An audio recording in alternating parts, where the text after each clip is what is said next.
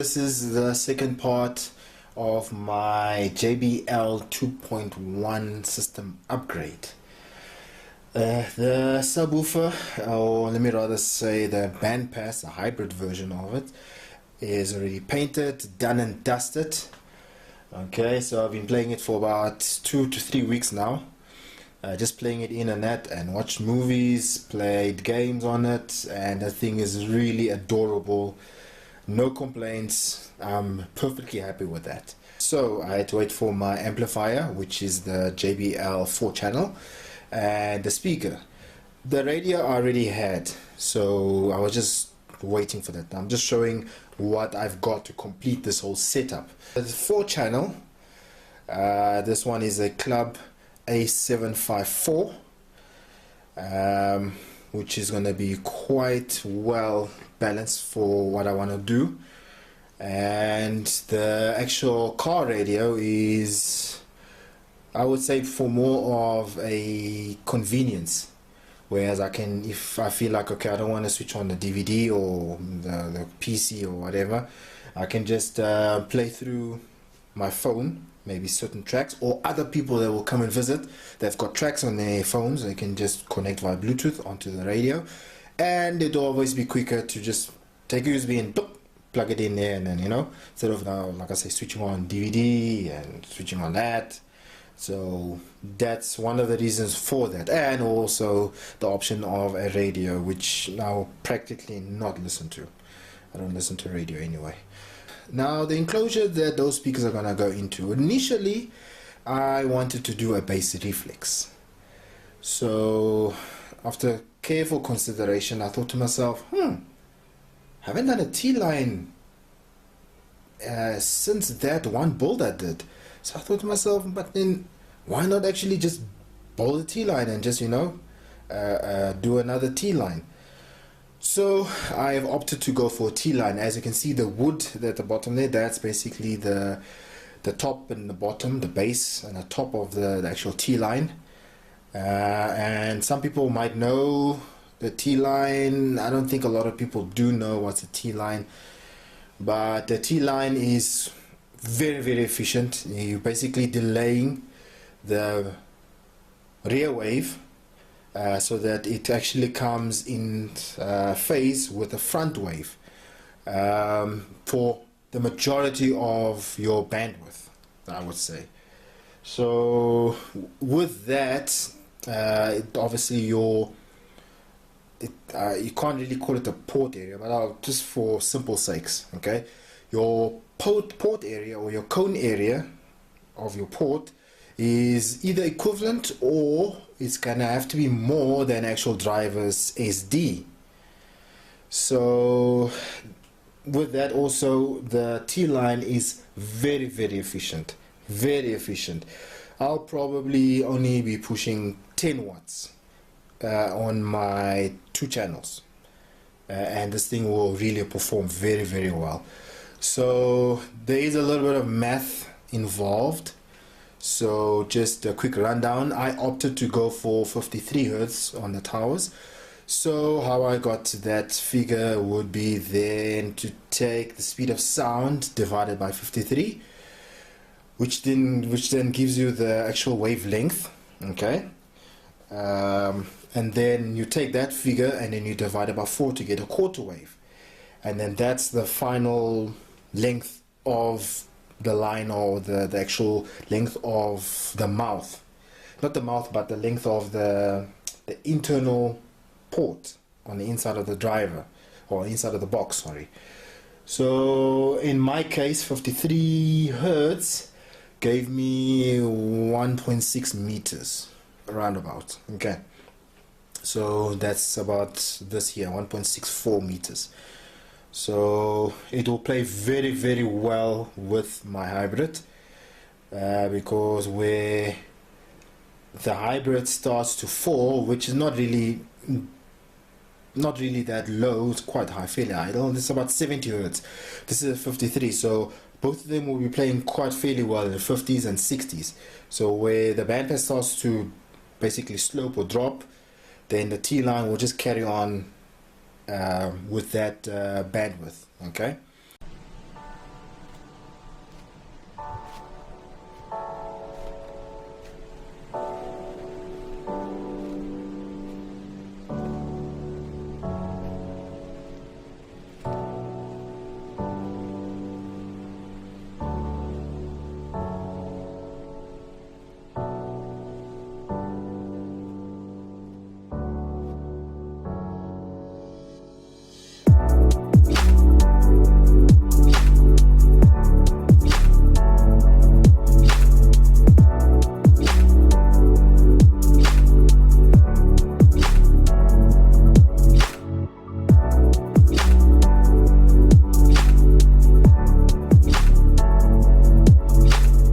this is now the build. It's practically done. So for now, what I will be doing is I'll be adding some damping materials, about 50% of the enclosure or so in terms of length, and then just paint it off and put in the speaker and obviously the terminal at the back, and then that's it. Okay, this is the damping material I'll be using. This here I got from our local hardware. It's about 50 mil thick. I don't know the density of this thing. I tried to look up the density of it. I'm not actually sure what's the density of this, but this will actually help, because with the T-line there's quite a lot of dips within the bandwidth. Okay, so this here, when you add this damping materials and that, it actually kind of, what can I say, smoothens it out as much as possible. The more you put in, the better, but not too much, because too much, then it becomes more of a close to like a sealed box. So just enough, just to improve the response. So for me, I'm not going to put much. I'm just going to put enough just to, like I said, just to improve my response a little bit. So this one, the brand is Aerolite for here in South Africa, and it's sold in 10 meters, and like I said, it's 50 mil thick, but it's the 10 meter long roll. Alright, so now I'm going to be starting to put this in, and I'm going to glue it down so that it doesn't move. Okay, I've done the actual damping of this. I've done both the boxes now. So basically now it's just to put a top on and then to start the actual painting process, and then just install the terminal and the speaker. First time I actually did this, so for the first time, you know, when you do something for the first time, not knowing this and that and that, it's not bad. I think the next time I'll do it, I'll be better at it. So this for now is the best I can do.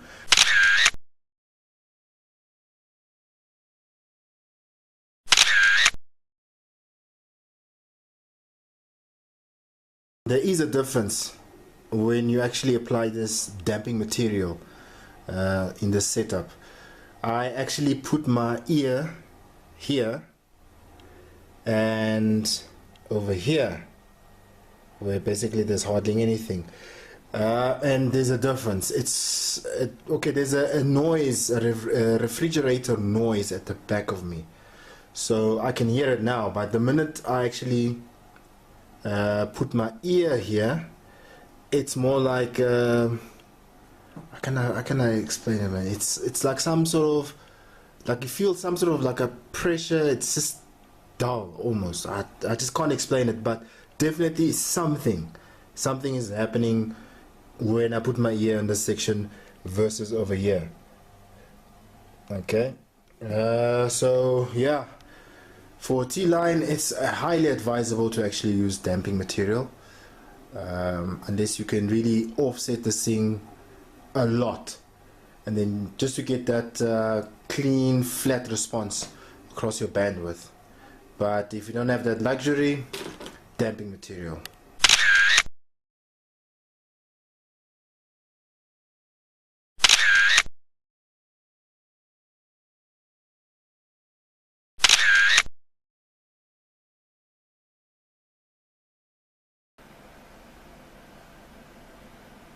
Select the character. Let's get him! Select a stage.